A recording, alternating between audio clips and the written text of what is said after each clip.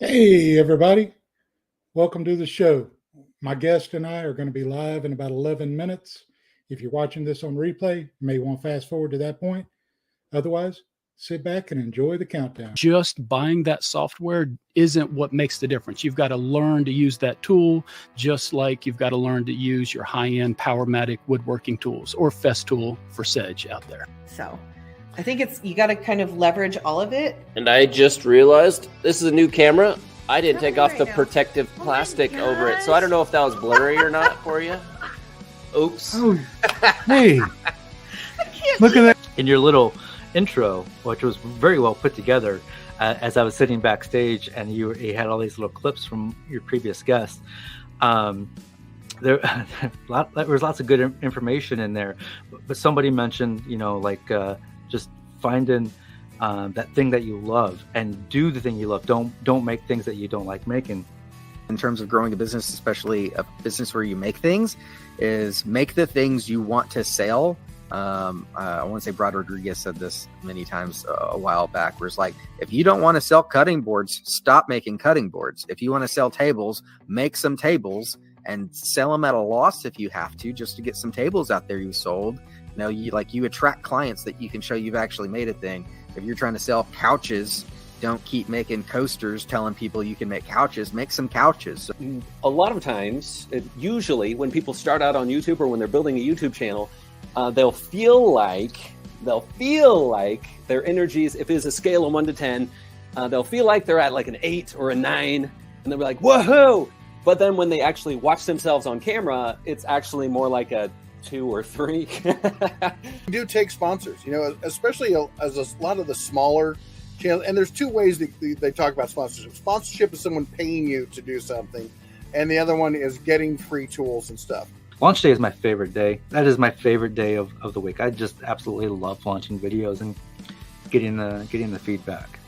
So yeah, that's most videos take 4 to 5 full days to make. And I would like to streamline that. I would like to put out more videos in a week. It's really kind of sad because I didn't get involved even when he was doing the noodle boards. He pretty much did all that. I did everything in the house so that he could stay in the shop a lot. I am a little conflicted, I think. It initially started off with just sharing like my sewing machines and sewing tips and stuff like that. And then it kind of morphed into sharing the Mastering Mayhem merch items that I was making. And then along the way, I kind of shared some DeWalt tool and obsessions that I've had. Hats off to Ira. I mean, I can't imagine doing it with small kids. That's a lot of work. Well, this is a little chaotic, so. My part really didn't start until Live Edge started. When we started Live Edge, I don't know, I felt different about everything. It felt real to me. I think everything started feeling real to him, after the first few months because he was in the shop. It didn't really feel real to me until Live Edge started. And now I see this as my future too. I don't think I'll be a teacher much longer. Because I wasn't quite niched enough, but I think because my channel name is I Don't Even Work Here, I think I'm just going to roll with. I'm going to put out some shorts for stage. One thing I'm good at probably more than anything else is business and understanding the way businesses work and how to run a business. And I always come from very much the money ball approach. I don't want to hit home runs. I just want to get on base and get on base and get on base. And I think it's easier for people to look at my story, for example, or anybody like in a similar story and think that was an easy decision. And I can't state how much that was a very hard decision for both my wife and I. I like the premise of doing a tool review, comparing two tools, and especially if they are popular tools. You can make the life you want to, you can make the business you want to, whatever it is you want to make. It wasn't like YouTube's good and this and that. Like I was still pretty new to YouTube and didn't know that was sustainable long term, and so it was a gamble. And I'd worked for a long time to get in the position I was at, and it was a very, very hard decision to basically give that up for potentially the rest of my life.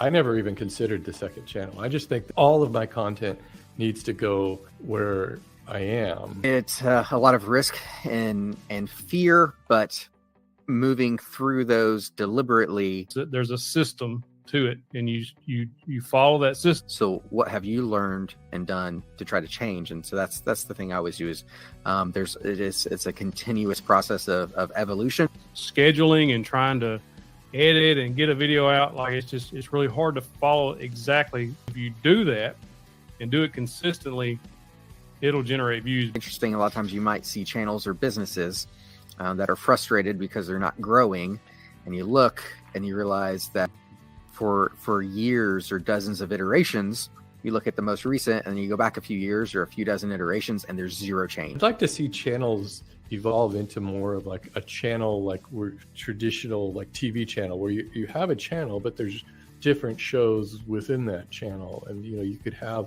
the segment for your shorts or your live streams and your longs, all these different things. And people can kind of just pick and choose what they want to watch. And my goal isn't to get the most views on YouTube. My goal is, to provide confidence, inspiration, and knowledge through entertaining and engaging content. So what's the next step?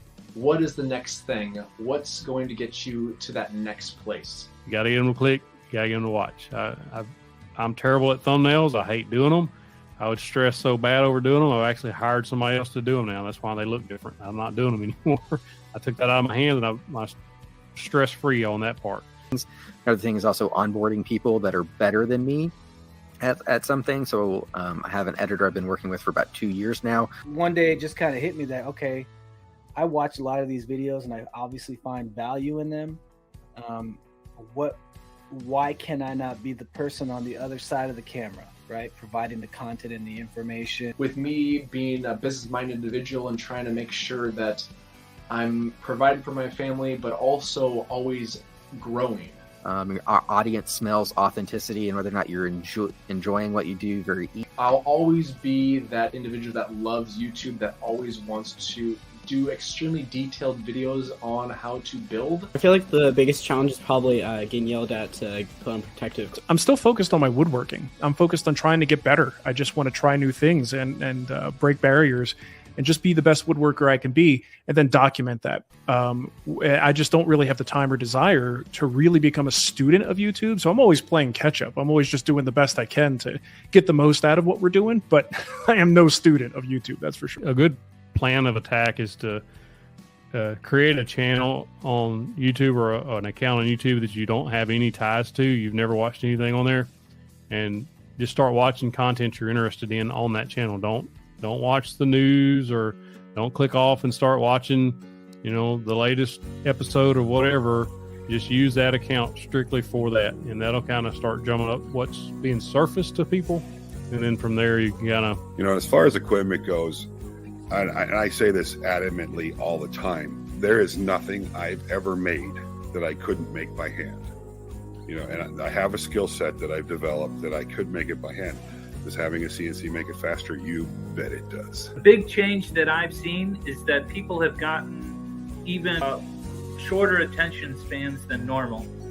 So if you are going to start a YouTube channel and you're going to start recording yourself working, keep the pace really, really fast. People get bored super quick, and when they get bored, they either start tapping those arrow keys to speed through the video, or else they'll just drag the slider across the screen so that they can speed through and skip to the end and see what you've built. But if you want to engage them throughout the whole video, you've got to keep the pace really, really fast. Basically structure your channel so that you generate more views. They watch one video, they're going to watch the next, the next, the next. If you look, and you can tell the difference I can see it in my analytics. I can see it in the way my channel's structured. The first thing that I would recommend to anybody, and this of course applies to any niche that you're looking to start a channel for, is before you even take the first steps in terms of researching and all that, which we'll talk about in a second, I would have a really honest conversation with yourself about what you're looking to get out of the channel and what your expectations are. As a rule of thumb, post-production takes 6 times recorded footage length. Not shoot time, but recorded footage length. So if you record a 5-minute clip, it's going to take you a minimum of 30 minutes to edit that 5-minute clip, even if you only edit down into 30 seconds, because you have to watch it, then you make some notes, and then you watch it again, you make some cuts, and you watch it again, and then when it fits into the timeline, by a rule, you're going to see that same clip roughly 6 times. T-minus 10, 9, 8, 7, 6, 5, 3, 2, 1, 0, and liftoff. Hey, everybody. Welcome to the live stream. It is Monday night, and we are here to make Monday nights great. I appreciate each and every one of you being here tonight, and I look forward to speaking with our guests. I want to remind you that I think the chat is where it's at. I encourage you to talk it up with each other, chat it up with each other, chat it up with us.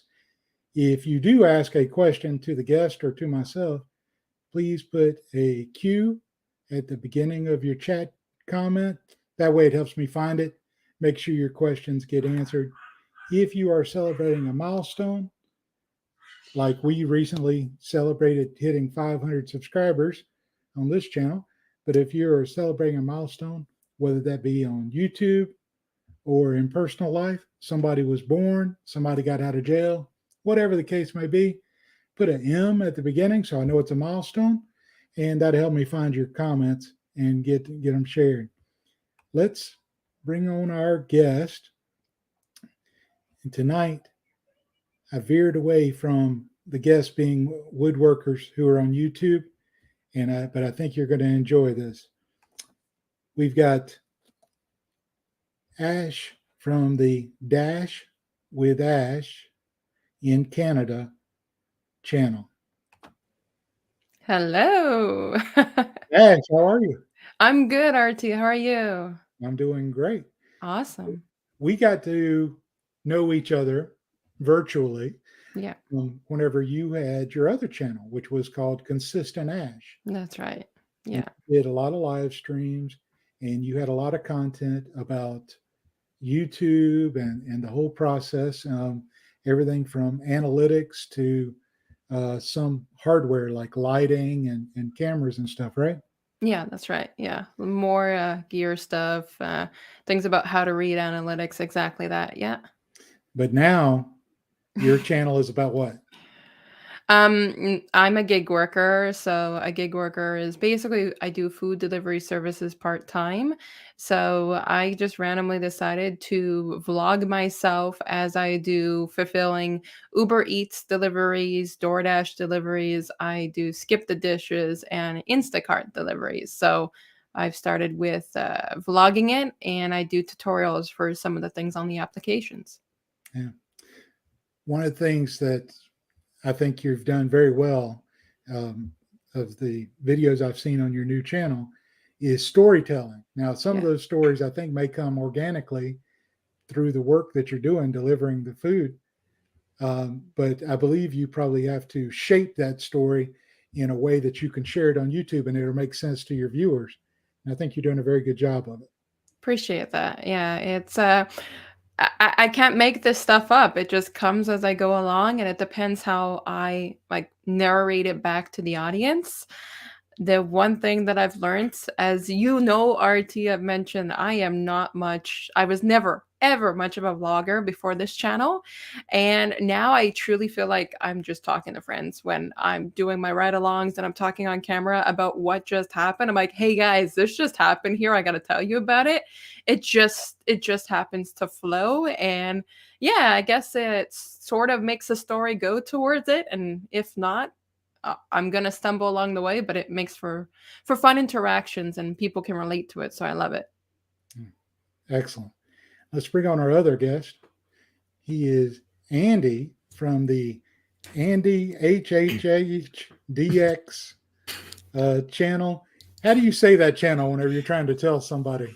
Yeah, it's quite possibly the worst channel name ever invented. It's Andyhhhdx. Basically, it was my first ever username when I came online because I was a big wrestling fan back in the day. So Triple H DX, that is basically the username. And it's just kind of stuck, unfortunately. I really should change that name. And on your channel, you are helping educate people on new YouTubers and so forth on the equipment used in YouTube, especially the cameras. And you do a lot of reviews. as well as you do infomercials, not infomercials. You do how-to videos on a lot of the tricks of the trade with YouTube. Am I capturing that correctly? Yeah, sounds pretty perfect, to be honest. Yeah, we create tutorials and product reviews to help people who are just new into creating on YouTube. So we do a lot of webcam reviews. We started off really with really budget webcams for people who just want to start out.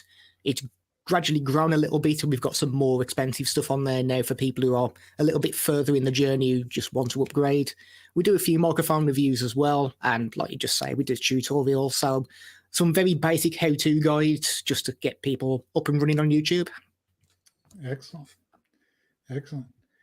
I want to let everyone out there watching know, appreciate you being here tonight. Thank you again. And I think as you get to know these creators, you're going to want to follow them and see their creative nature as well.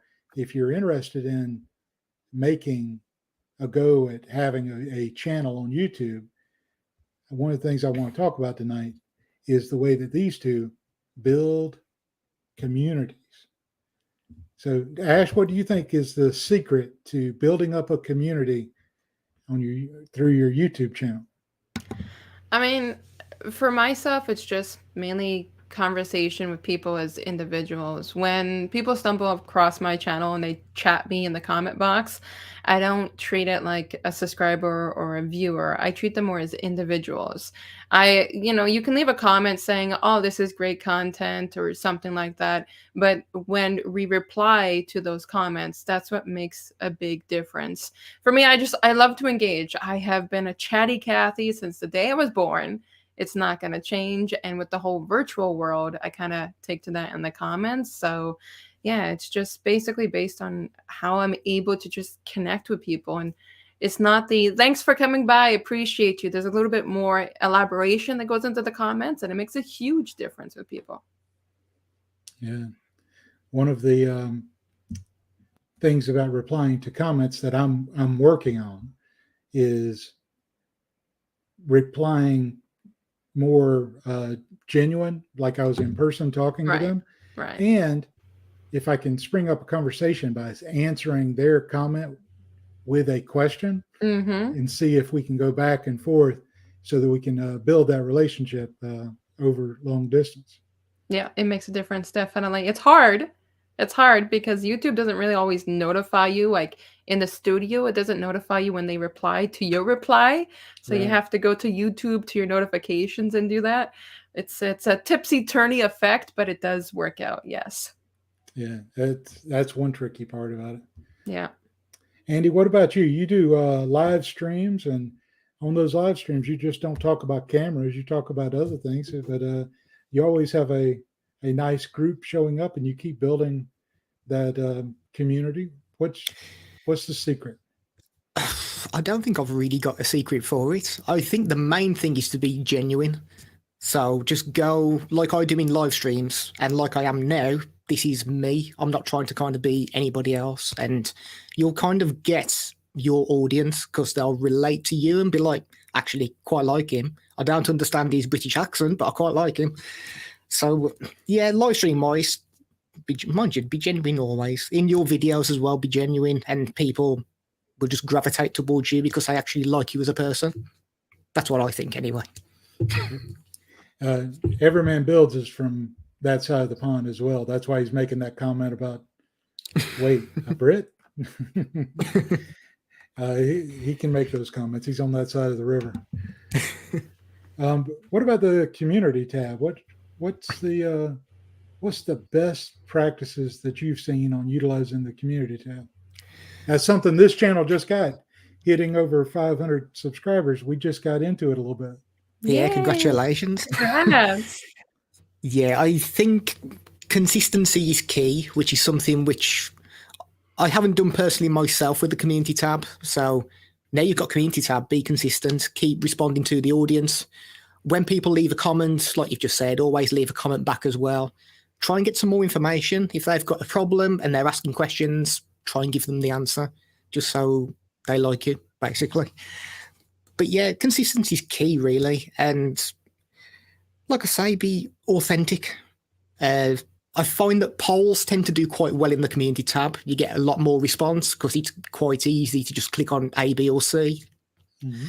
Images do quite well too. I find that if it's literally just a text post, there's not much in the way of response. I don't know if that's for other people's channels, but personally for our channel, I think polls seem to be the way at the moment. Yeah. What do you think, Ash? Oh, I agree 100%. Polls are a great strategy. So I don't know how I'm still doing it, but since I got my community tab at 500, I have posted every single day on that community tab since I've had it. And now I'm running out of things to post. But I agree 100% with Andy. What I'd like to do in my community tab is I leave a variety of options and then I put like other comment below to try to engage with those comments. When I leave a picture, like for me, it's like an outrageous, crazy order that I'm like, guys, what do you think about this? And that gets a lot of engagement. My text ones, it depends on what I'm talking about. My community was extremely supportive when I said I did a video, and in it I mentioned the fact that my father was unwell. And later on, I posted a community post to say that he's back from the hospital. And the amount of engagement just from that one text was outrageous. The love just pours in. But common text on a community tab, if it's, hey guys, I'm going to be late to upload a video or whatever it may be, you'll get a little bit less traction. But I love the polls and I love posting pictures. It really does gravitate towards viewers. Yeah, I really enjoy the polls, including whenever I'm watching someone else's channel and they're posting community posts and they do a poll. You know, that's nice. I can select an option if I'm passionate about it or if I have the time. I'll elaborate in the comments and try to engage. I try to do that quite often. So I think those are really naturally engaging. I also think the photographs, you know, sharing an image is great, you know, with little commentary. Some channels and some larger channels seem to post, you know, they'll post an image, but then they're always posting a link to a video associated to that image. So if you're doing that every day, if I'm subscribed, I already get I get the notifications of the videos you put out. So I don't need the community post to give me a second chance at doing it. If I'm going to watch your video, I'm going to watch it from my notification. So I think some channels overdo that. At the same time, if it's working for them, I don't want to be too critical. I really like the engagement brought in by having a poll or having something more interactive, something where they're sharing something without asking, you know, of the viewer every time to go watch a video. What other tips do you have for creating communities? What do you do outside of YouTube to take care of or support a community? Okay, we've got a Discord server where we have people jump in, and it's kind of like a real-time chat, and people can leave messages, whereas like YouTube, with the live streams, you have to be live to be able to communicate with the audience. If they're in the Discord group, they can leave messages whenever they want, and when you get 5 minutes, you can respond. So Discord seems to work quite well. I'm trying to think off the top of my head if there's anything else. Ash, come and save me. I'm an Instagram kind of girl, so I refer people to my Instagram. I never use Facebook. My Facebook is 100% private. It's for family and close friends only. I'm on a Discord server for somebody else that's in the same niche as I am, but I don't even use Discord myself. But Instagram, because it allows people to be able to connect with me outside of here, and then of course emailing. So there's some people that just don't like social media, and I get it, and it's important to me that if my audience still wants to connect outside, they have an option. So I use email and Instagram. That's my main. Yeah, I'm one of those who struggle with social media. I think it's my age. No, there's no wrong answer with that. You know, there's people even younger than I am that don't want to use social media, and I think social media can be very, very overrated, and depending what you post on it, you kind of just get a target on your back. So Yeah, exactly. I think that's why I veer away from it. I remember being on Facebook and there was a post saying that Sylvester Stallone had died, and I thought that's enough for me. And I came off Facebook on that day. And I've never been back on there. I've got an Instagram, I've got a Twitter. I don't really know how to use Twitter correctly. no I'll idea how to use occasionally that. post. No idea. But every time I go onto social media, it's people criticizing. So it's like the news. I don't really watch the news, so I don't know kind of what's going on in the world because everything's just doom and gloom. And I'd sooner just kind of distance myself away from that, which is kind of why I distance myself away from social media. Although I do have Instagram and I constantly get cat videos. No, which is yeah, actually cat quite videos nice. are the best ones. Yeah, they are the best ones. I agree. You had a question, Andy. So PJ Barker, who's a supporter of this channel, and I appreciate her showing up each week, says, my dog was barking and the little old man walking in my neighborhood. Where are you from, Andy? I am from the West Midlands in the United Kingdom. So I'm kind of in between Birmingham and Wolverhampton. So kind of smack bang in the middle of those two. Yeah. I'm surprised people can understand me. Oh, I can. I grew up at Coronation Street and an English grandmother, so I adore it. Okay. Awesome. I adore it.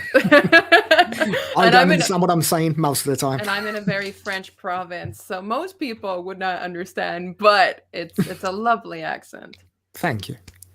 So everybody who's watching that's from Canada, say Canada, in the chat, so Ash can identify you. Yeah, that's pretty much. We're known for our A's, which, to be honest, I say them a lot. So yeah, I know we have at least one from Canada watching. There we go. Yeah. RH. RH Charlie guy. And there's Sandy from Mackenzie. McKenzie Lumber Mill. Whereabouts? Which provinces in Canada are you lovelies from? I'm Quebec. Very cool. Next door neighbors. Yeah, only probably 1,000 miles apart. Yeah, probably. The one I'm more familiar with is definitely Ontario. Yeah, because that's the one that's drivable. But depending where you go, Toronto is like a 6.5 hour drive from where I am. Wow. Big difference. So, yeah, community building is great. Now I have a Facebook account, and we have the Facebook group called Woodworking YouTubers, which is reserved just for woodworkers and makers who have YouTube channels. So not everybody can go join there. But, we're supporting each other, building our channels. But I also have, Married Man Woodworking on Facebook, where I post some things. I need to post more, and I need to do more projects and be posting that stuff, build up my Married Man Woodworking channel. Time has been a factor. As far as Discord server, I keep hearing about it. I keep hearing, 731 Woodworks has got one.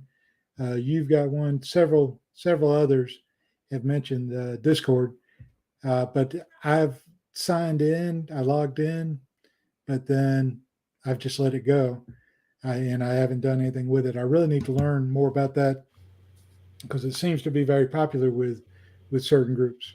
I agree. I feel the same way. I logged in, I checked it, I signed up for my friend, and then I'm like, yeah. And then all I keep on getting is emails saying, you've missed a conversation. You've missed a conversation. I'm like, there's so many conversations happening. Like, it's a great platform. I know it benefits other because it has like the live messaging capabilities, but I don't know. I'm with you there too, RT. I'm with you there too. Yeah. It's another platform I need to learn. Yeah, I was going to say, it is a good platform. I think the problem is that you end up joining so many people's servers that you can't be active in all of them. Mm-hmm. So you miss a lot of what's going on in all the various servers on there. So if you do sign up, it's probably best to join maybe 1 or 2 servers and kind of get known in there. Yeah. So Mackenzie, Sandy from Mackenzie Lumber Mill is our moderator tonight. So thank you, Sandy. But she says, and I'll direct this to Ash first, since you were consistent Ash before. How to be consistent? How do you stay motivated? Well, to be honest, I have to follow a schedule. I have my full-time job. I'm a mom to a 3-year-old. So if I'm not structuring a proper schedule out, then it's impossible to be consistent Ash or Dash with Ash in Canada. My biggest motivation is those that do watch, those that do show up in the comments, because there's nothing more satisfying than seeing the same names of the same people each and every week that are motivated to come by and watch your videos. And it's not just as simple, that was a great video. Like, I will get paragraphs in a comment, and it's thrilling to know that people take the time to comment on that stuff. With this channel, it's way different than my last one. RT's been around since my last channel, and I love to connect with people. That one I really did push connecting. It was started at the start of the pandemic, but with this one, I can relate to the content more. So being able to relate to my content and being able to see those nonstop, consistent people commenting in the videos truly, truly helps. But it's about relating to my content and just the individuals that show up every single week. They make truly, truly a big difference. Yeah, I think that is a factor. It's rewarding for the viewer and for you. If you find that connection, then it's more motivating to get it done. But I think sticking with a schedule and finding different goals. I know, Married Men Woodworking, I was, pushing last year, pushing. I got to get to 1,000. I got to get to 1,000, which you're right at, right, Ash? I'm 1,000 subscribers. Almost 1,000. And then, yes, I apply for my monetization. That's right. Yeah. So I kind of had that goal. So I kept pushing forward. Then I got that, but then I let other things get in the way this year so far. And I really need to give myself some deadlines and meet those deadlines. I'm a very deadline driven person. That's why live streams really seem to work, because I know I've got to be here. So what about you, Andy? What do you do about motivation and staying consistent? Yeah, I totally agree. When it comes to scheduling, I use Google Calendar and I block sections of each day of basically what I need to do. I have times during the day, I don't know if anybody else is like this, where I know that first thing of the morning, I'm quite productive. So video editing for me is best if I do it first thing of the morning, because if I try and video edit of an evening, I'll load up Adobe Premiere, it'll be on the screen, and I will just sit there doing nothing. I'll load up on another screen, YouTube, I'll be watching random videos, I'll look at Adobe Premiere to do some editing, nothing will happen. So I kind of have like red, yellow, and green zones. And I know for a red zone, no video editing after in the afternoon and evening time, because nothing will get done. I don't know if anybody else can relate to that, but if it comes to creating thumbnails, then of an evening, that's much better for me. I don't know why. It seems less stressful sitting there playing around with Photoshop. Motivation, a lot of it's discipline now. You kind of, because motivation comes and goes, you'll have days where you just don't want to do anything. And that's where your discipline has to come in. And because you've been doing it consistently, things just become a habit. It's a little bit like going to the gym, really. Like me personally, I don't want to go, but it's kind of become a habit now that I'll go and do something. It might not be a full workout, but it's something. And that's kind of what I do with content creation. There'll be days where I don't want to do anything, but just try and do a little something. It doesn't have to be like a full video. Even if it's editing 30 seconds, 1 minute of the video, at least something is done. And then once I've had a sleep, I've kind of reset and then I'm okay for the day after. But yeah, don't rely on motivation, rely on discipline. That's what I recommend. That's a great point. If you've ever been and seen a motivational speaker, you come out of there all excited, but that enthusiasm dies out after a short time. I was finding it super interesting when he was talking about editing. He's a morning editor. I can't stand editing in the morning. I'm an evening editor. My son is down. I'm by myself. It's like 10 p.m.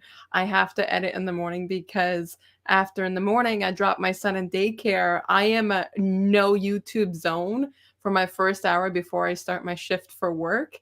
And I just find that fascinating because I'm the opposite. I have to be like, tired, let's get this done, and that gives me the most like inspiration that okay, I want to put this in, and then it wakes me up, and then I don't go to bed into 2 a.m. So see, I think I'm still half asleep when I wake up, and my body hasn't realised. So I've got Premiere open, I'm editing, and then I'll kind of wake up, and then I'm like, I don't fancy editing no more.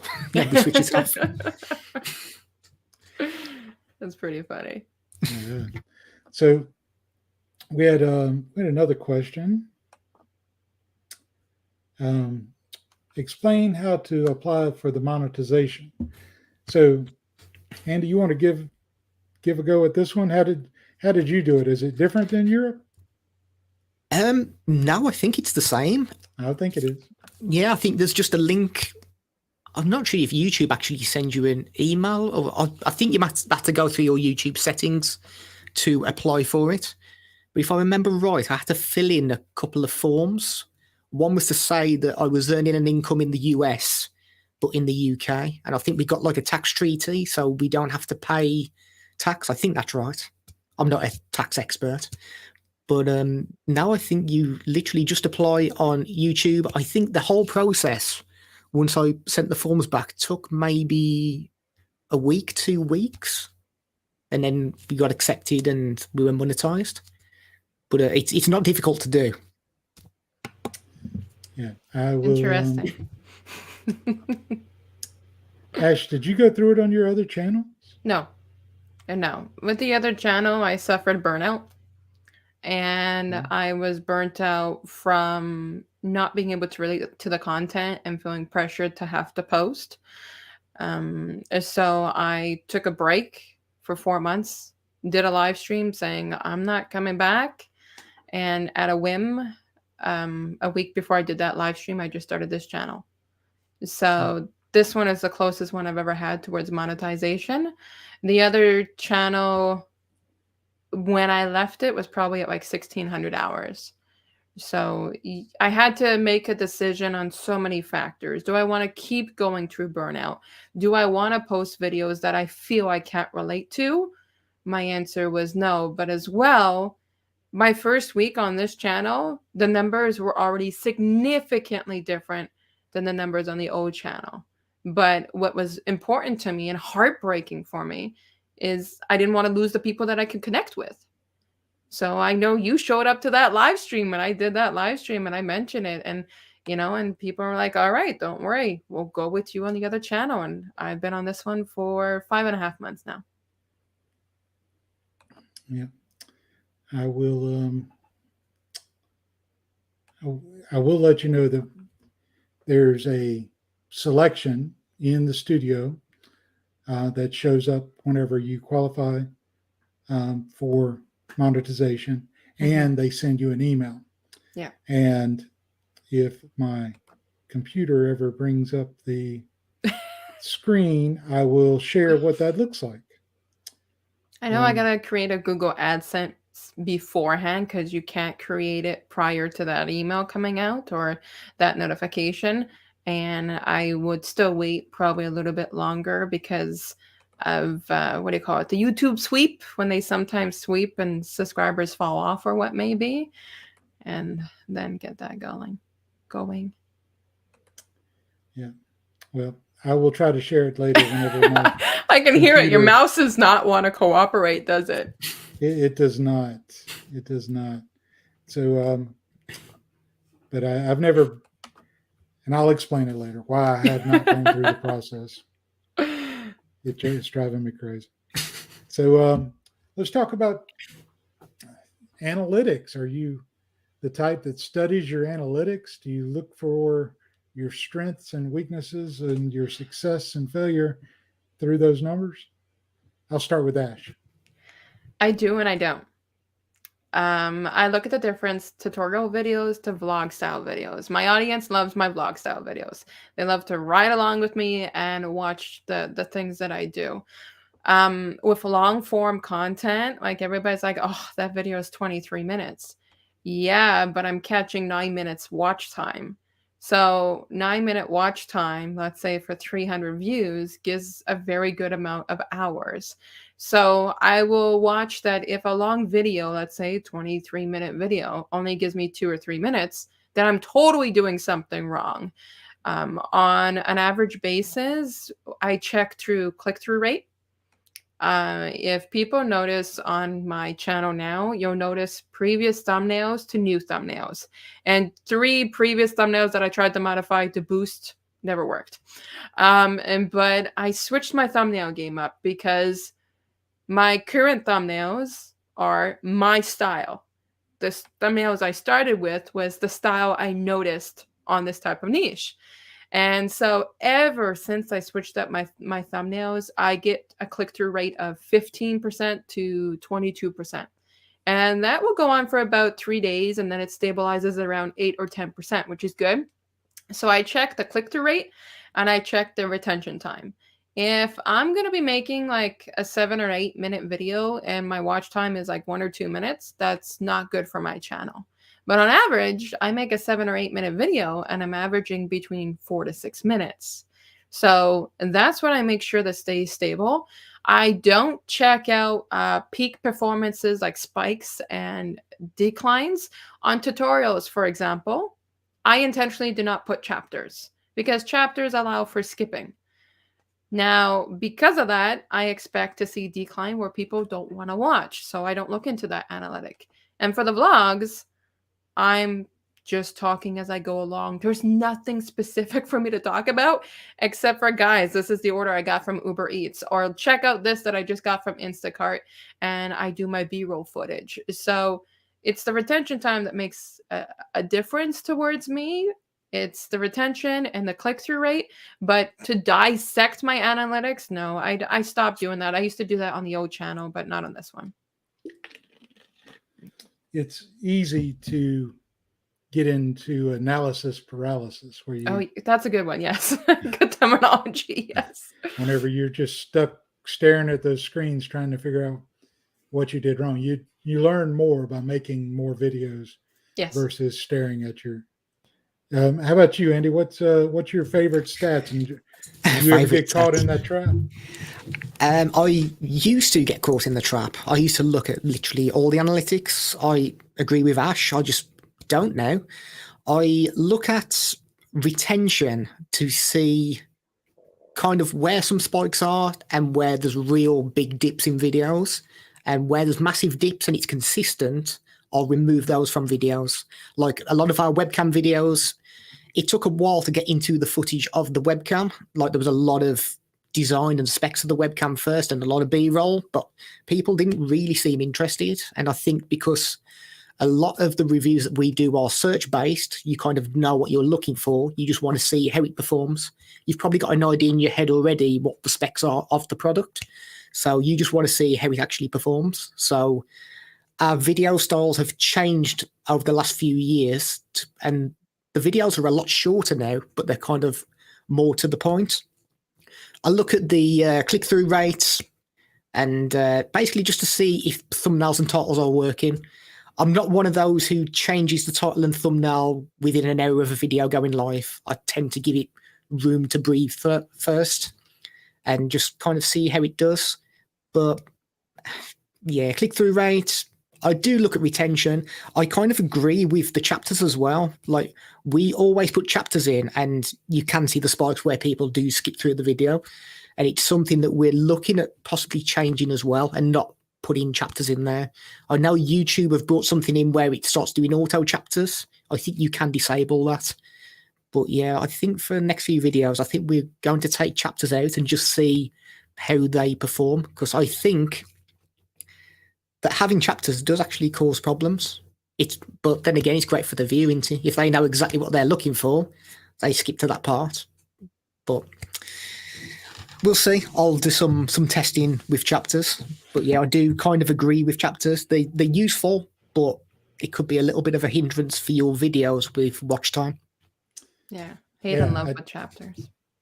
I think that's a love-hate relationship, but you know, they're useful because you'd rather the viewer click ahead than click off of the video.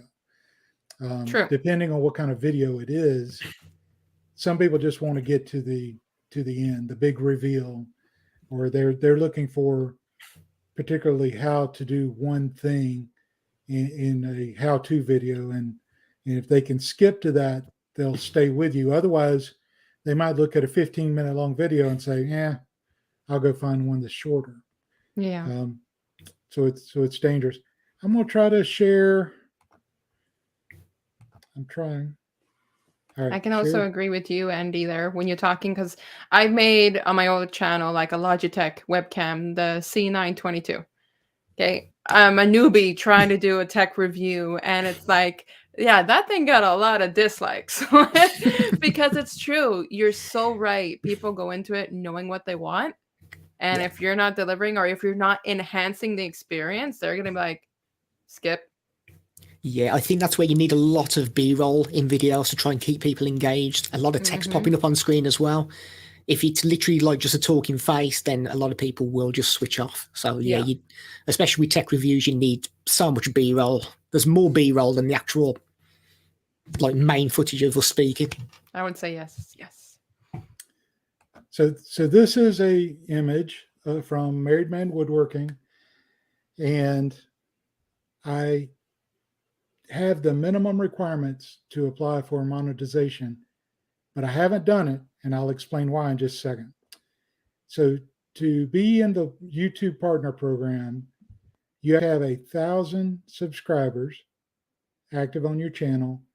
You have to have 4,000 watch hours within the last year. So it's a rolling period of time. So if you're looking at this on June 13th this year, that means that I have 4,100 public watch hours towards monetization since June 14th, give or take, last year.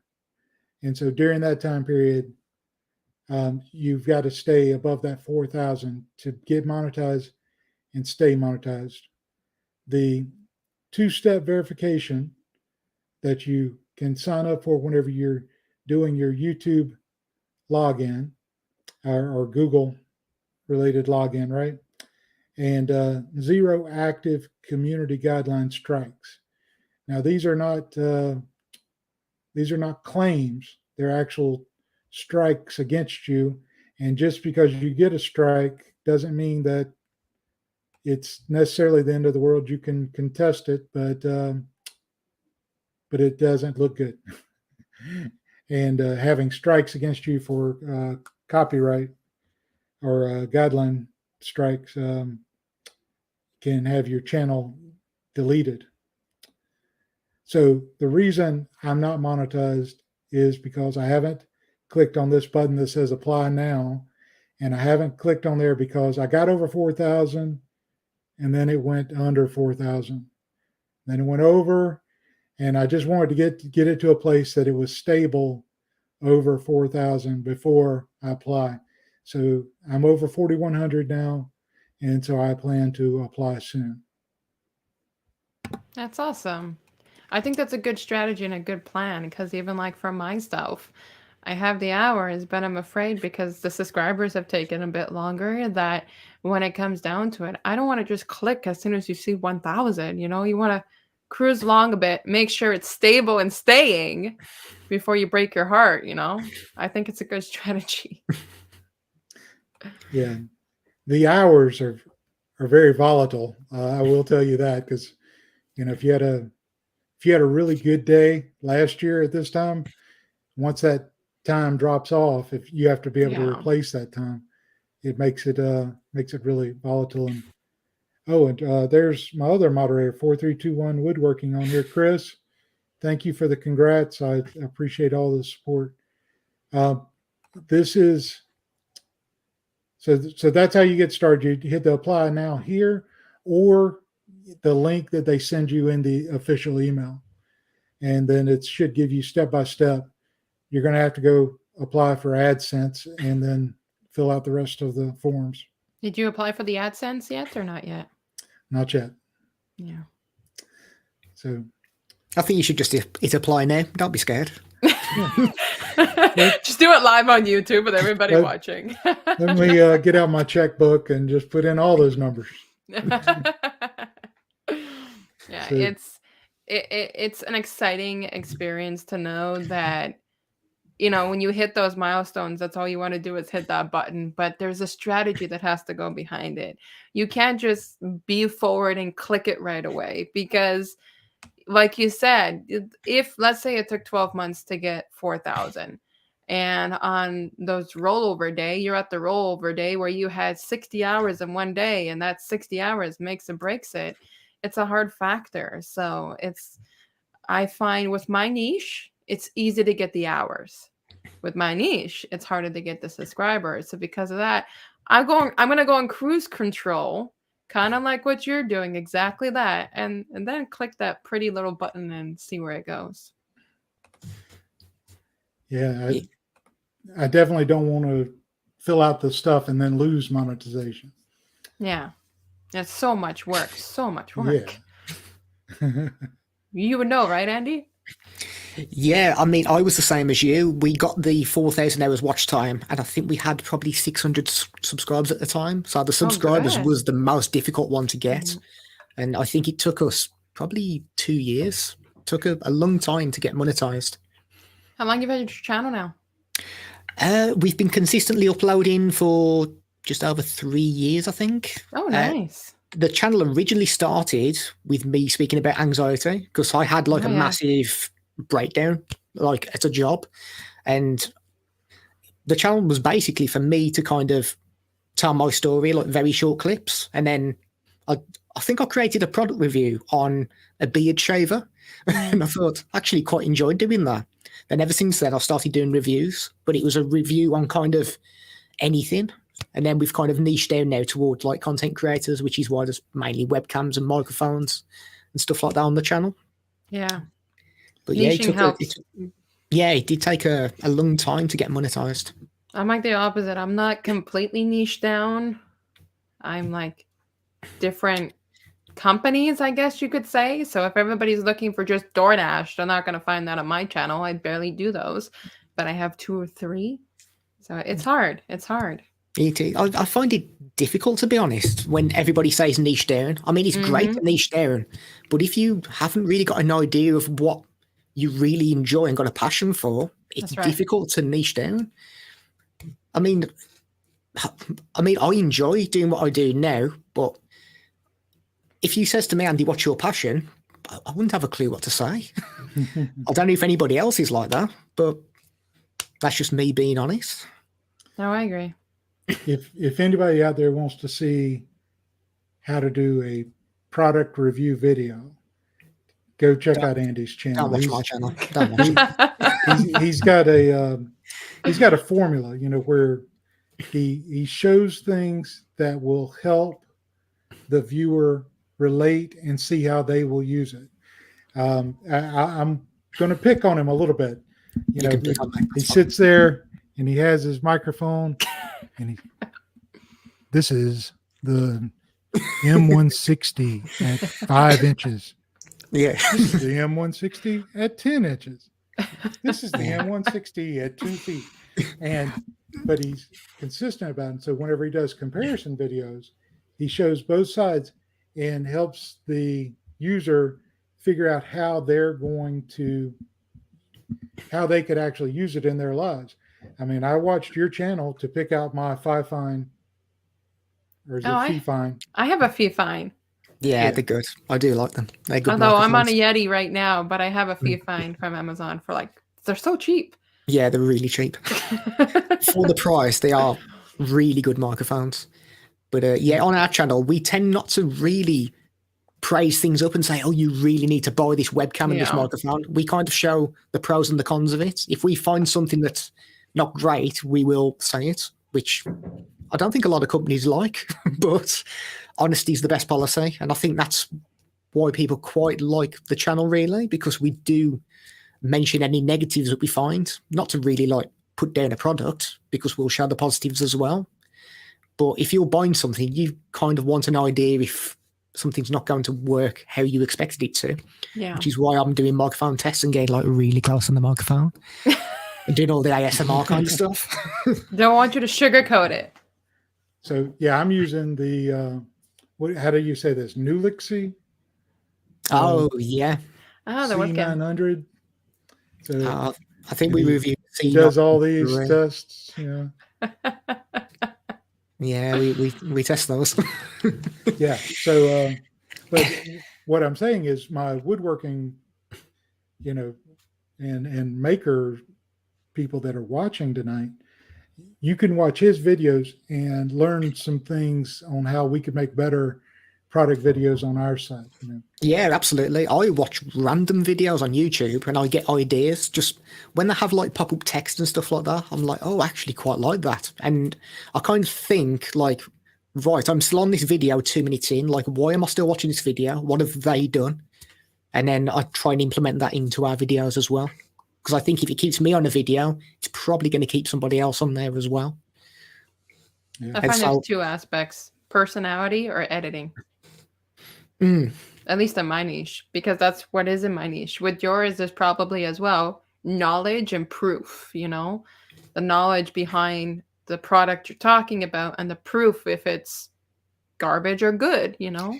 Yeah, I mean, for me personally, I don't think I'm very knowledgeable with the stuff. I just kind of show it, and it's like, if you like it, there it is. If you don't, then don't buy it.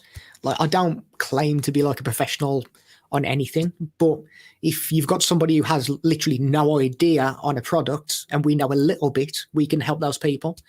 Like, I'm not going to claim I'm like a webcam expert. I'm really not. So if there's probably people who watch the videos and are like, he hasn't got a clue what he's doing. Like, what is he on about? Which is kind of why we show the product in action, and then you make your own judgment call if it's kind of what you're looking for. We have a milestone. AJ from AJ Built This says, finally nailed 1,000 subscribers over the weekend. Well, that sounds painful. Watch hours are still a long way off, but I am confident that I am only one more video away at any time from smashing it. No, Congratulations. Awesome. That is awesome. You got it, buddy. Awesome you job, it. AJ.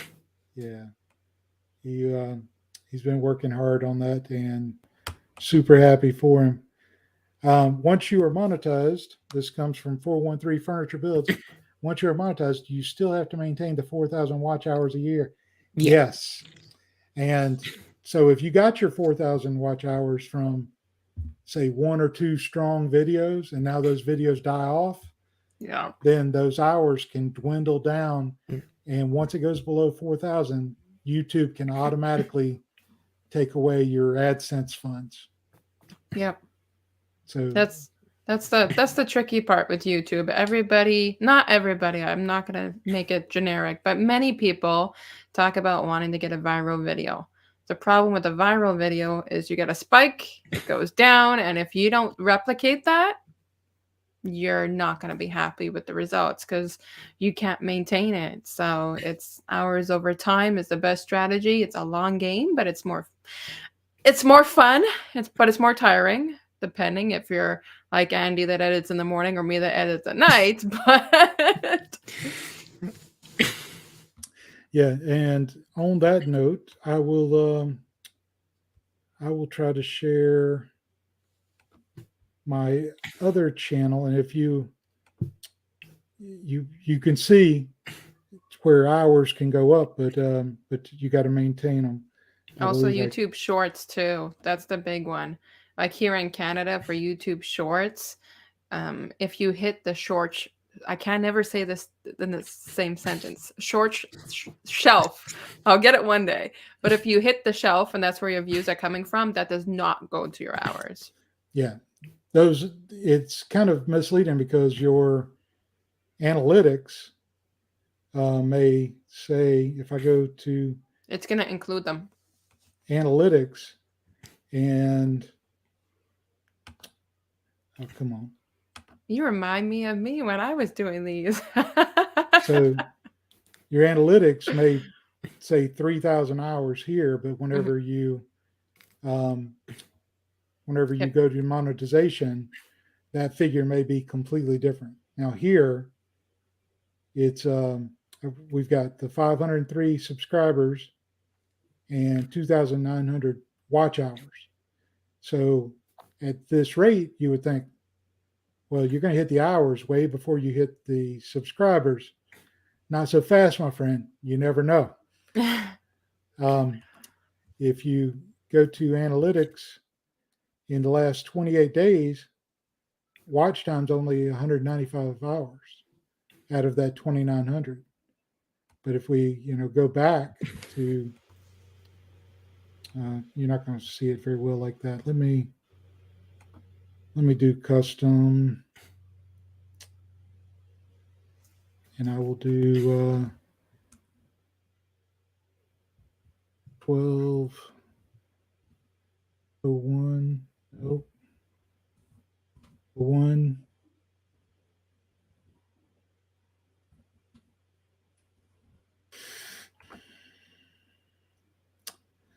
So if you look at watch hours, you'll see that each week would be a little bit different. There were some weeks where it'd be 52 hours, and then some weeks 119. Wow. And then the big spike there, 145 on one day. So you see these spikes. Most of them are on Monday nights. When you're live streaming. Yeah, when we're live streaming. It's a good way, though, isn't it, to build your watch time up by doing live streams. Yeah. So if it is the metric that you are struggling with, if you fancy doing live streams, it's a good way to build that up. Yeah, that's what I do now on this channel. On my old channel, I used to do live streams almost weekly. And then on this channel, I barely do them at all. But that's also because my audience they don't want to do live streams. My views are less, the hours are less. But when I put up a video, I can get, 60, 70 hours sometimes in just one day from just the video uploaded. It's mind blowing once you really get to know your audience. Yeah. I gotta say as well, RT, your audience and your community is amazing, because I'm reading these chats as I'm going through it. Like, there's quite a few of you. I use the terminology lovelies. That's kind of my slogan on my channel. And there's quite a few of you lovelies that are just hilarious, like Dancing Alone with Rentos and Mackenzie. You guys have me laughing just looking at this chat.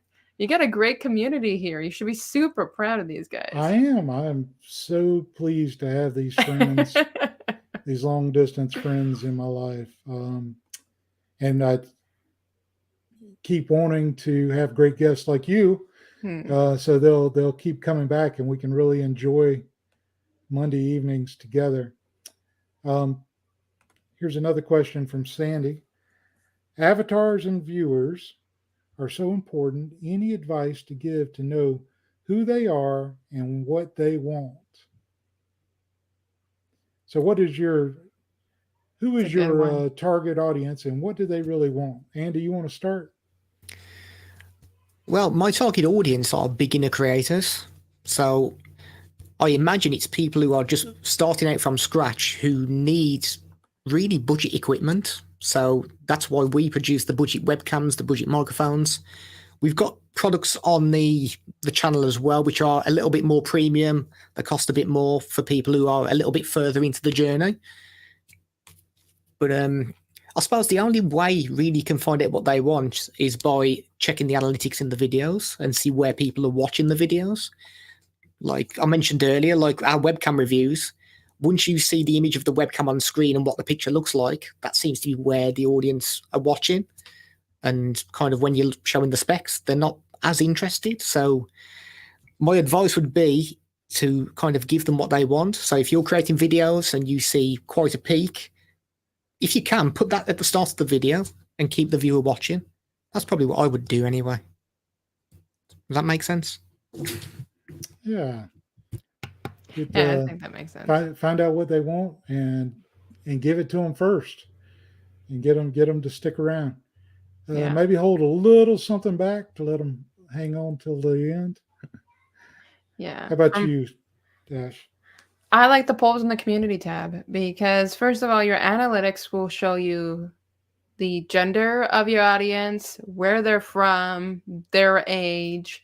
So that kind of tells me more in particular. Like for mine, the age group is between my age group and even, I don't know, 10, 20 years older than I am.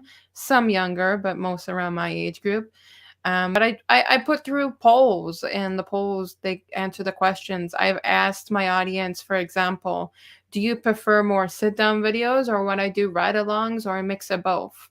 And the census came back that they like the ride-along videos, and some of them said a mix of both.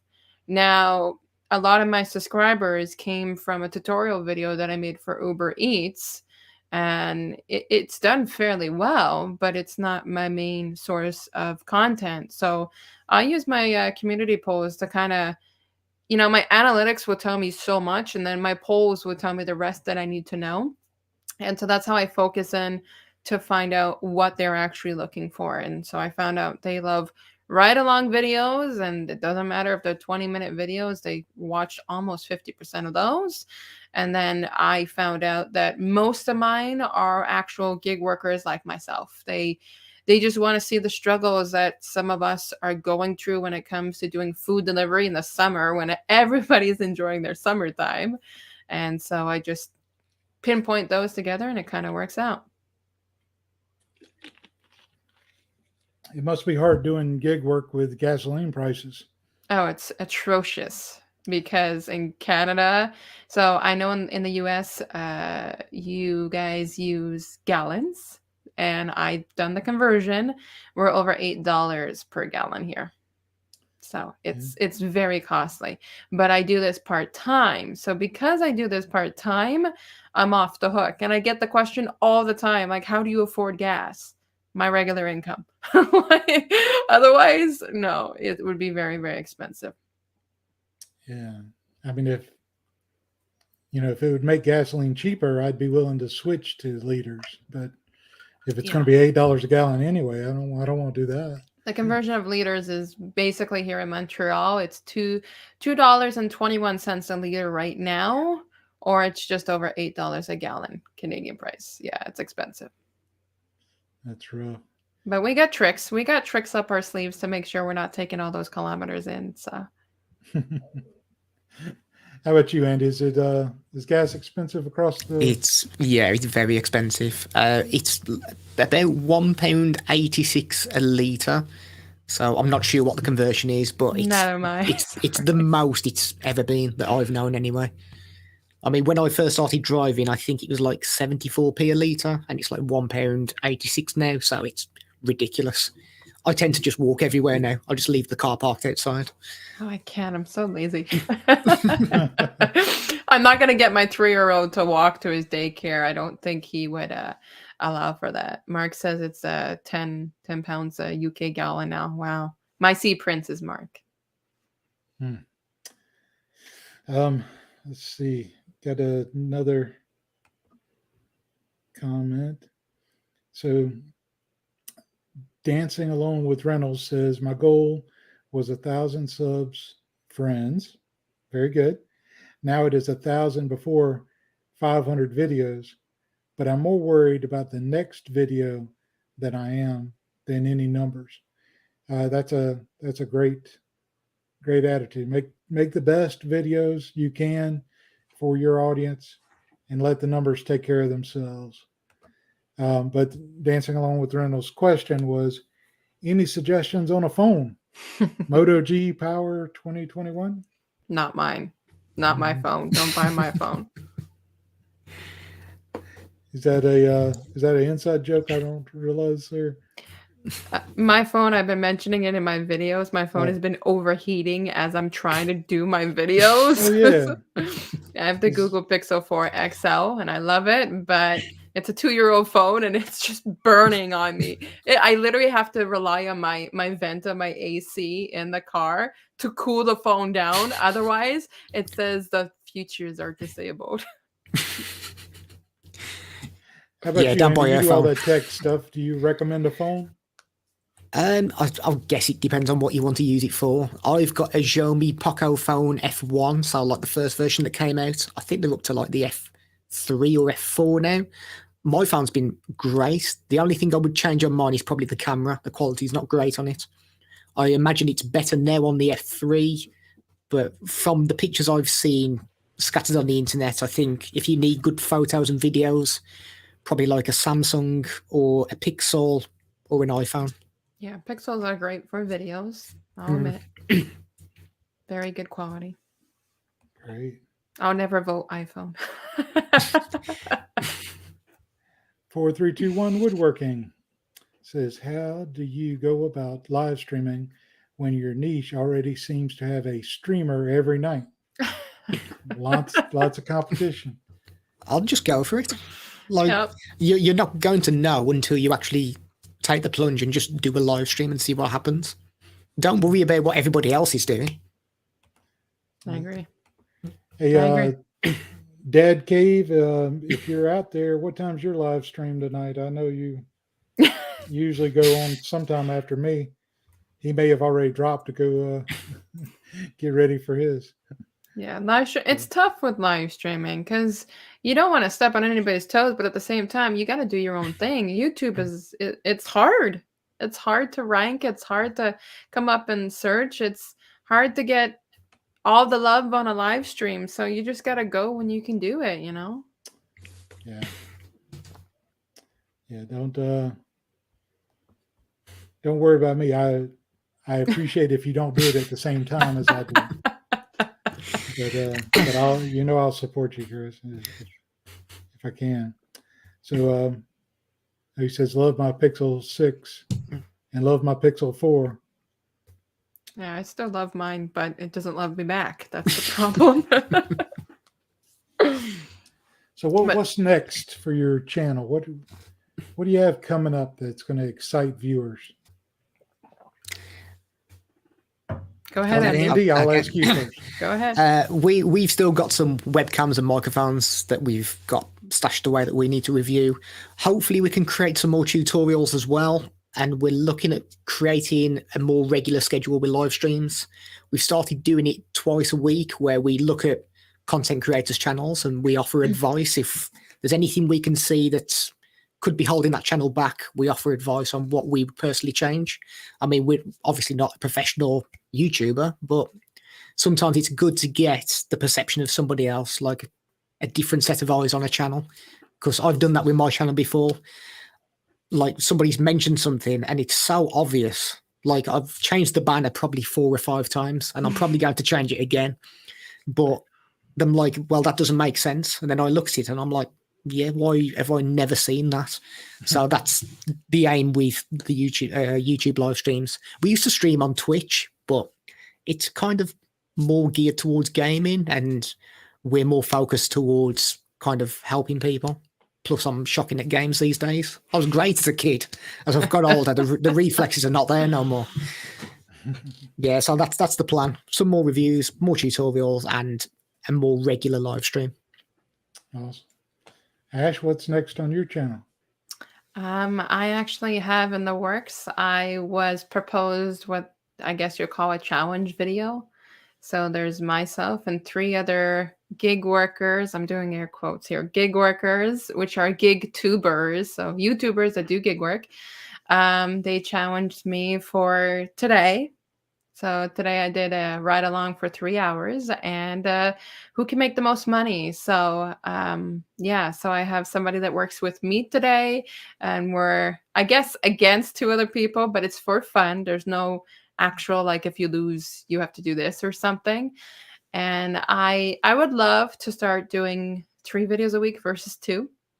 I don't know how much my plate would allow, but that would be in the mix. And I do have anticipation on doing live streams with other fellow gig tubers, but that is also very common within my niche. There is so many current YouTubers that are interviewing gig workers or gig tubers. So I don't want to do the same thing as everybody else, but I'd like to play around with something that I can do along those lines or such. Just pop on, have fun. As you know, I love to do live streams, so it's really fun, especially round tables like this. Like when you're bouncing between, like, I don't know. Currently, I'm seeing myself in the middle. So when I'm bouncing between, like, let's say you two, it's really fun for me because it's a round table conversation. So something like that. Yeah. I could have been moving y'all around. Yeah, it's StreamYard. You can pretty much throw everybody everywhere. So, Andy, where do you get all the equipment that you review? Is That's the what I company wanted to know. sending that to you now? Yeah, to be honest, I purchase quite a lot of it. We do get companies send us products through to review. We've started trying to earn money by doing it as well. So we're trying to basically send contracts to companies so they know what they're going to get from a video. They basically know that once we do a review of their product, it's going to be an honest review. So we're going to mention negatives in there. So we're trying to monetize the channel as much as we can because this is my full-time gig. This is nice. literally what I do. So I took the plunge. I left the job, which I kind of fell out of love with doing. I remember writing my notice on the computer and I sat there staring at it for probably 4 or 5 hours thinking, do I send this off? Oh. But when you're on YouTube watching videos of when is it time to leave a job, you kind of know it's time to move on. Mm-hmm. So I saved money up and took the plunge. And kudos to you. It's one of those things, like there's always going to be jobs out there. If I'm financially struggling, then we'll go and pick up a job as well and continue doing this. But it was scary. You had to be brave to take the leap. But I've just watched so many videos saying you just need to jump. So we jumped and here we are. How long ago did you jump? I left my job probably a year and a half ago, year and a half, 2 years, somewhere around there. Yeah, so it wasn't like, right, I'm doing this, we're going to be a millionaire. We saved money. We knew this was going to be kind of like the long haul. It's going to take time to build something like this up. But now I'm glad that I've done it. It's stressful, but it's a different type of stress. I always knew from a young age that I wanted to kind of work for myself and was never brave enough to do it. And the job I left was the job that I always wanted. I was an IT technician, and that was the job I always wanted ever since I was young. But it just got to a stage where I just weren't enjoying it anymore. So that was the reason for taking the leap. Plus, I had the big breakdown at work, and it was like, yeah, I need to do something different. That's inspiring. And, well, we're still here. So it's all good. So do you rely a lot on affiliate programs? Yeah, I've got affiliate programs. So I'm an affiliate with Amazon. I think I kind of made the mistake of signing up for multiple affiliate programs, and some of them probably didn't make much sense, but it was in the mindset like, right, we need to earn money. So we've kind of, out of our descriptions on our videos, we've got our affiliate links, and we've took a lot of them out because it was like, it just seems like a cash and grab kind of thing, and we're not really helping people. Like, people are going to look at this and think, right, he's in this just for the money, and that's honestly not what we're trying to achieve. We're just trying to help as many people as we can. So yeah, affiliate programs with stuff like Amazon. We're an affiliate with StreamYard as well. Oh, nice. Yeah, so we do the live streams using StreamYard. There's a few other programs as well. FineFine's one as well. We're affiliate with FineFine microphones, but I only sign up for affiliate programs which make sense rather than sign up for literally everything. Like StreamYard, I use StreamYard, so that makes sense. I've got FineFine microphones which are great, so I'm happy to be an affiliate for those. But we've had other companies who've asked us to become an affiliate and we've turned them down. The same with products as well. We have companies offer to send us products, but we get offered some weird products which make no sense. Like I was offered a breast pump, which I mean they're getting bigger. I could probably use it, but yeah.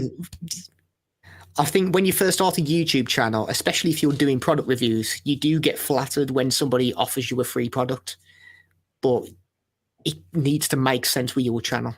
So if you're a tech channel and doing webcams, it doesn't make sense to start doing reviews on like a tire bloody air compressor.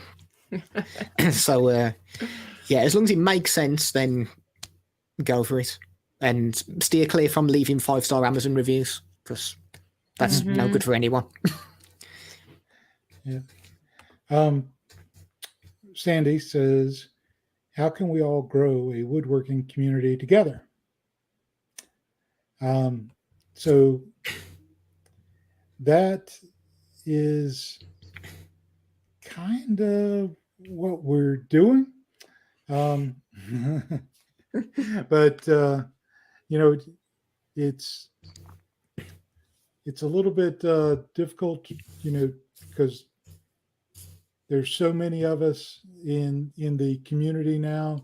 And, you know, even though I try to support everyone and watch all the videos, it is tough to get around and support everyone in that way. But I think we have a base community that we all try to support each other when we can. And I don't think anybody has to feel guilty if they don't have the time or capacity to go support someone else's channel in the short run. You know, life happens. And as far as growing the community together, I think we just have to continue to be open to everyone and reach out to everyone, and it will continue to grow. Yeah, I agree. Yeah, I love the fact that you said one thing that touched base with me, because I was like, it was like that on my old channel. It's you don't want to feel guilt if life gets you busy and you can't watch somebody's video. It doesn't mean you don't want to support them. It's just life is busy. Right. And you know, it's like even myself, I'm a creator, yeah, but I'm a viewer too, and I do my level best. But sometimes, do you still feel guilty to this day? Sometimes when you don't watch, yes, but then you got to have that moment of, you know what? That's just life. Like, I don't even watch TV much anymore. Yeah. What's TV? 90 Day Fiance for me. And these guys are like, nope, pass. I did get to go to a movie recently. And it's the first time in a long time to actually go to a movie. I saw that new Top Gun. Have y'all seen that? No, I haven't seen it, but I heard it was very good. Yeah, it's very good. Very good. I'll say that. Most amount of money he's made in a long time. Yeah. But the whole production was well done. AJ likes Top Gun. Yeah. Top Gun Maverick, AJ. Yeah, the movie's awesome. I wonder how much of it is my bias, because I haven't seen a movie in the movie theater for a long time. So it's just being able to sit there and enjoy the movie was great. Yeah, I haven't been to a movie theater in too long. Yeah. So, yeah, and Rick liked it. So, all right. I'm looking. I don't see any other questions or milestones. If I missed anyone's, please try to get it in the next few seconds. But I do appreciate you both making time. What time is it there in Great Britain? It is 1:15 in the morning. Oh, wow. So early hours. I'm normally asleep by about 9 o'clock. This is a late night for me. 1:15. Wow. Well, I appreciate you staying up for us, and I believe our viewers did too. Andy, I'll start out with you. Where where can our viewers find you, and what's the best place to follow and support you? The best place is YouTube. So Andyhhhdx is the YouTube channel. You can catch me on Discord. I do have a Twitter. I do have an Instagram. So you're more than welcome to send me a message on there. I don't really post that much now. I used to post on Instagram, but it was literally pictures of me coming out the gym, little selfies. Then I thought nobody wants to see that, so I've deleted most of those. But I'm just looking at the chat saying your boss is going to be mad at you tomorrow. I know, it's fantastic. Dancing Along with the Wolves has a question. Outside of YouTube, what will you be doing 5 years from now? That's a good question, isn't Ooh, it? I like that. For me personally, hopefully a little bit thinner. Since all lockdown and COVID, I've put like about 25 pounds on in weight. I need to get that off, but I just love eating crisps and chocolates. Apart from YouTube, hopefully would have moved somewhere else, maybe to a different country where it's a lot warmer than what it is in the UK. Don't come to Montreal. Is it really cold? The winter is horrendous. Horrendous. Like minus 30 with the wind chill. And I don't know the conversion of it, but it's minus 30 with the wind chill. That sounds very cold. That's enough said, yes. Yeah, I think we've got good weather for maybe like the next 4 days, which is probably all we'll get in the UK for the rest of the year. It's very rare we get sunshine. Our summers are gorgeous, but our winters are horrendous here. Yeah. I would say outside of YouTube for the next 5 years, I can honestly say what I plan on is growing my family. I have a 3-year-old son. I would love to have more kids in the mix. If my partner has it, we would have 5, but I will negotiate for 4. But yes, that's what I would love, is to have more kids in the mix.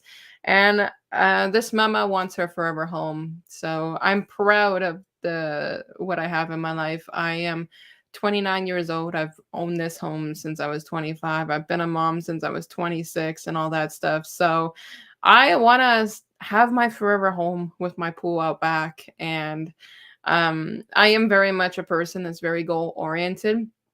And unfortunately, sometimes you have some losses in life that make you truly realize things outside of YouTube. So I lost my mother-in-law last year, and that was eye-opening for me. And ever since that's happened, I have specific goals that I want to achieve. And it's, more kids in the mix and that forever home. That's truly what I want outside YouTube. I think that's an amazing, amazing question, by the way. Thank you, AJ. That's very, very sweet of you. I'm hoping to get over that milestone very soon. What about you, RT? What are your plans for the next 5 years? Yeah. Well, I have a great job that I enjoy sometimes. And I hope that I'm still employed there. And at that point, I will be... That sounds like you've done something. I hope I'm still employed there. I hope they don't find the evidence. I'm afraid we're going into a recession, so I just want to have a stable income and be able to enjoy my job. And companies always change and grow, and that's okay. That's life. But YouTube wise, I hope to continue to do this, and I hope to build up with some better equipment and really be able to put out some even better content. And I hope we're still having fun doing live streams and so forth. But personally, I have no sights on ever leaving my job until retirement, which I hope is 12 or 13 years away. I'd like to get my daughter out of the house and out of college. So, and be able to help her with that. But then it'd be great. I'd love to do this YouTube stuff as a retirement plan. That's, I got to have something to do. I can't just sit around and do nothing. So I'd love to do this. I think every YouTuber cannot just sit around and do nothing. Like that's Yeah. why most of us became YouTubers. Gotta do it, and it provides a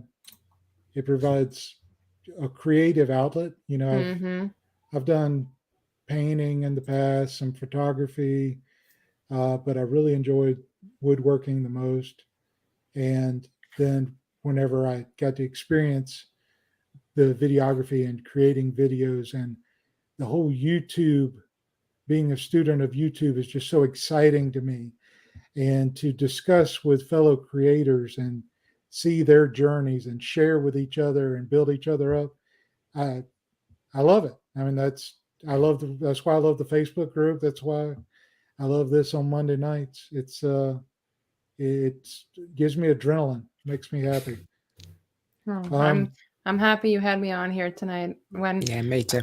When I found out that you reached out to me, I was thrilled because I've seen so many of your live streams and you're so well put together with everything. But you've also like my terminology for things. It's like when I say you're a sweetheart, and you've been a sweetheart from the get-go. You have been such a great part of my community from the start, and talking about this subject makes me smile from ear to ear. Seriously, great opportunity this evening. Thank you.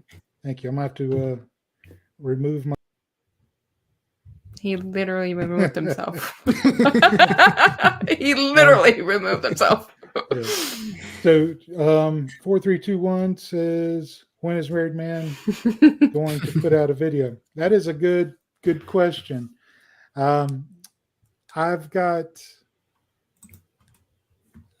too many things going. I've got 3 videos that got the video just needs editing and put it out there. And 2 out of the 3 I don't like anymore and I want to scrap. So we'll see how I fight that out. But I hope to get one out soon. I want my daughter to finish. I want her to paint that game like she said she is going to, and then we're going to play the game. And I have a surprise for her. You know, it's a ring toss game and a triangle peg game. And so I'm going to set it up with her where the loser has to drink the mystery fluid out of a little glass. And I'm going to mix some vinegar and honey and water just so it tastes bad enough she thinks I've given her something really bad. You can just put mustard in like water and that's bad. Yeah, but if I lose, I have to drink that. So vinegar and honey, that is better than mustard and water? Yeah, I can deal with the vinegar and honey because it's a good cold remedy I used to drink. So it just is a little sour tasting. How would you imagine a recession would impact viewers? Would happy videos be well received? Or would happy YouTubers get pushed to the side by the audience? You know, I think that whenever times are tight, if people can still afford Wi-Fi so they can watch YouTube, then chances are they've got food on the table. And even if they can't afford to do much else, if they can escape here with us having a chat on Monday night, or Ash driving her car from stop to stop, delivering food and telling us stories, or Andy doing the next comparison of 2 microphones. This is the Wi-Fi at 5 inches. I'm just picking on him, but I think we could bring joy to people even if they're stuck at their home. I think that's how a lot of people fell in love with YouTube in the first place, being stuck in their homes due to the pandemic. Being stuck at home due to finances is different. But in the end, if you can afford internet, then I got to think you're okay. Now, if you have to pawn the TV and get rid of the internet and everything, I understand those are really tough times. What are your thoughts, Ash? What do you think? How would a recession affect your viewers? I mean, For my viewers, if anything, they're just gonna go out and do more gig work. So, because during the pandemic, a lot of people had to go out and make some ends meet because they either lost their jobs or stuck at home.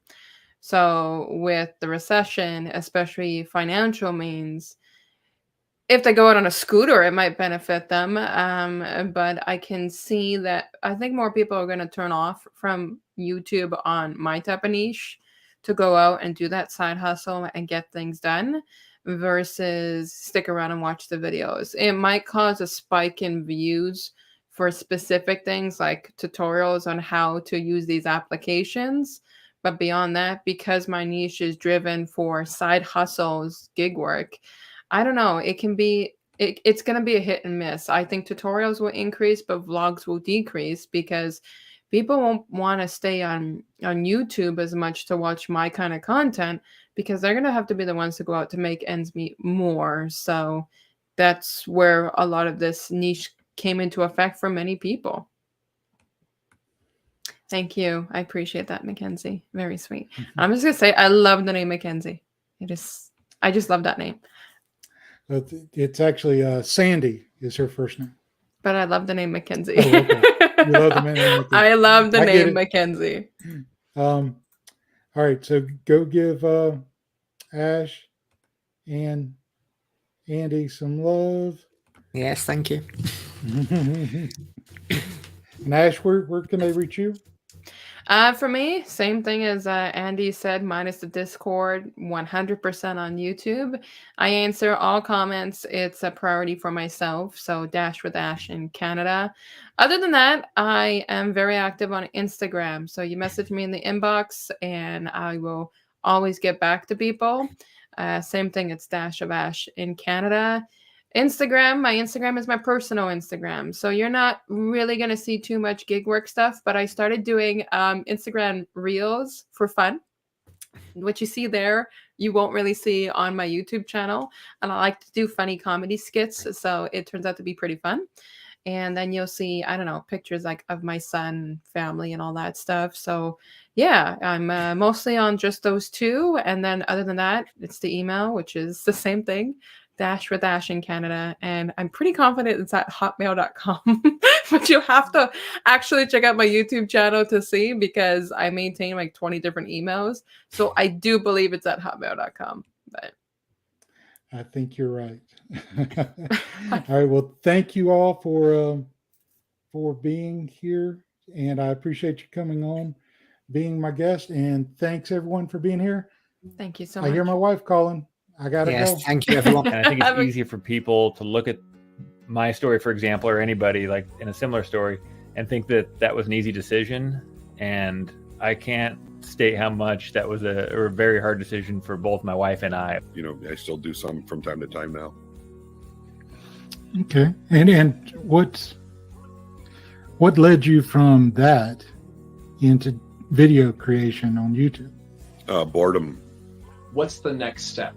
What is the next thing? What's going to get you to that next place? It wasn't like YouTube's good and this and that. Like I was still pretty new to YouTube and didn't know that was sustainable long term. And so it was a gamble, and I'd worked for a long time to get in the position I was at. And it was a very, very hard decision to basically give that up for, potentially the rest of my life.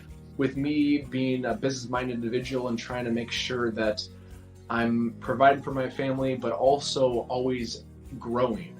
It's really kind of sad because I didn't get involved even when he was doing the noodle boards. He pretty much did all that. I did everything in the house so that he could stay in the shop a lot. I am a little conflicted, I think. It initially started off with just sharing like my sewing machines and sewing tips and stuff like that. And then it kind of morphed into sharing the Mastering Mayhem merch items that I was making. And then along the way, I kind of shared some DeWalt tool and obsessions that I've had. Hats off to Ira. I mean, I can't imagine doing it with small kids. That's a lot of work. Well, this is a little chaotic, so. My part really didn't start until Live Edge started. When we started Live Edge, I don't know, I felt different about everything. It felt real to me. I think everything started feeling real to him, you know, after the first few months because he was in the shop. It didn't really feel real to me until Live Edge started. And now I see this as my future too. I don't think I'll be a teacher much longer. Because I wasn't quite niched enough. But I think because my channel name is I Don't Even Work Here, I think I'm just going to roll with. I'm going to put out some shorts for staging. Staging is simply where you make the piece of furniture or the item, whatever it is, if it's, you know, wall decor, whatever it is that you're making. It's just where you simply make it look like it belongs in a home. I never even considered the second channel. I just think that all of my content needs to go where I am. I'll always be that individual that loves YouTube, that always wants to do extremely detailed videos on how to build. I was living in Charleston. This was back in, we're talking 2013, March 19th, 2013 was when I posted my very first video. So think about what the kid actually wants. Try to come up with projects that are quick wins. Sometimes it's not even really hammering something or sawing something. Sometimes it's just simply gluing a couple things together and then painting it. Like, think like a kid. I had talked to a lot of people in the area trying to find a woodworkers group, any, you know, people that were building stuff. Didn't even have to be woodworking, just there just wasn't much of it. So a friend of mine suggested making videos on YouTube to reach out to other, you know, meet other woodworkers, reach out to other people who were building things. And so I started checking it out, and that was really cool. I saw, you know, back then it was Steve Ramsey, Mark Spagnolo, Laney Shaughnessy, and of course Matt's Basement Workshop. And they were kind of, those are really the four guys. I call them the four fathers. They're the four guys that really started the woodworking DIY thing on YouTube. Those were the guys that started it all. And then there was Matthias Wandel and John Heitz came along. And about the same time, Jimmy DiResta had started his thing, Bob Claggett, and I started about the same time, roughly within a year span there. We all started right around the same time, and it was just fun and exciting. I put a video up. It was the worst video that's ever been posted to YouTube. If you're hard on your videos, go check out my very first video ever. You won't feel so bad, I promise.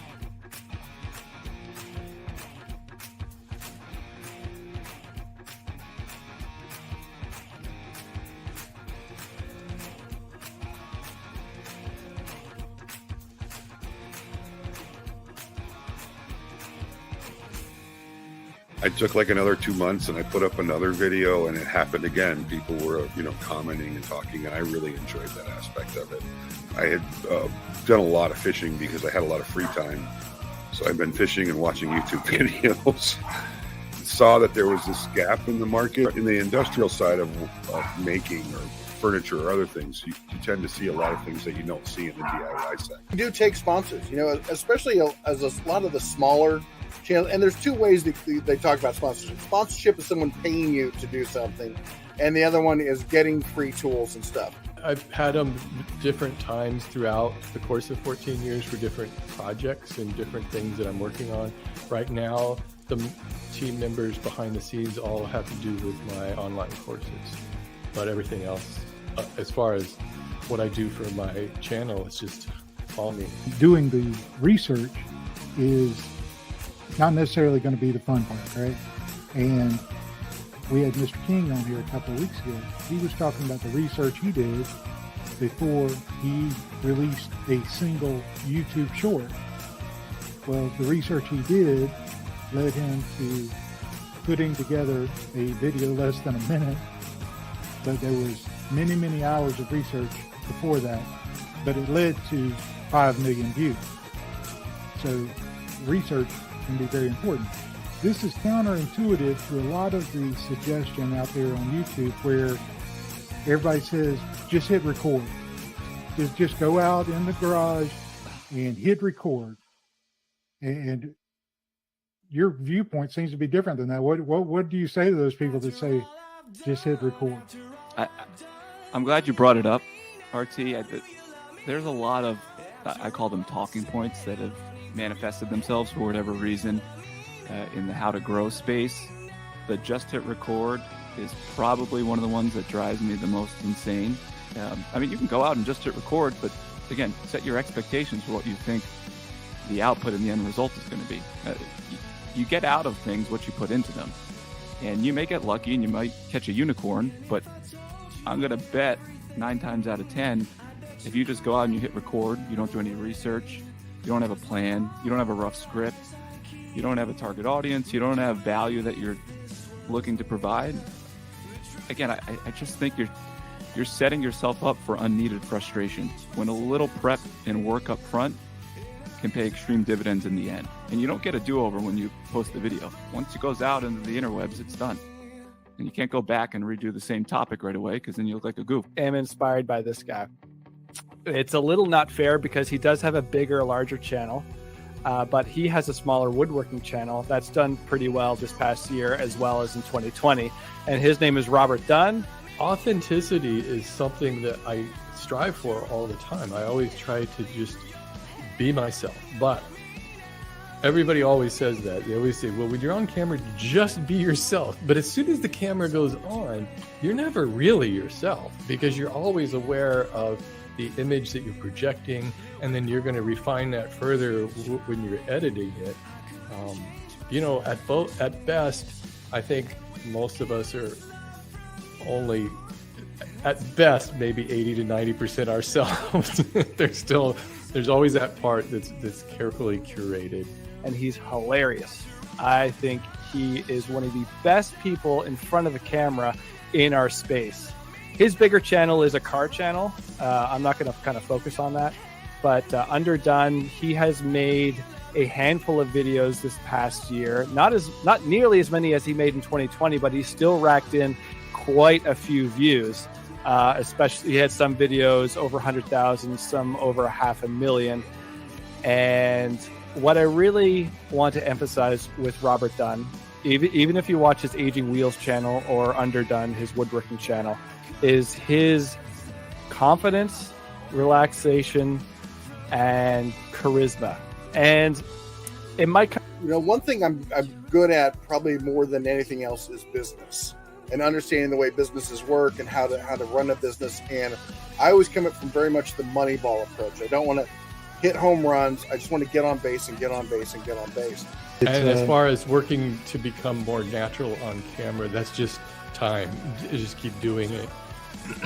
The more you do it, the more comfortable you get at it. And I do think it's important to, as much as I'm not really a fan of saying having the avatar behind the camera, I do think it helps to imagine that you're actually talking to somebody who will be watching the video. Sometimes it's easy to forget that you see numbers of people watching, but you forget that these are actual people watching your video on their phone or on their TV or wherever. And I think it's important to keep that in mind.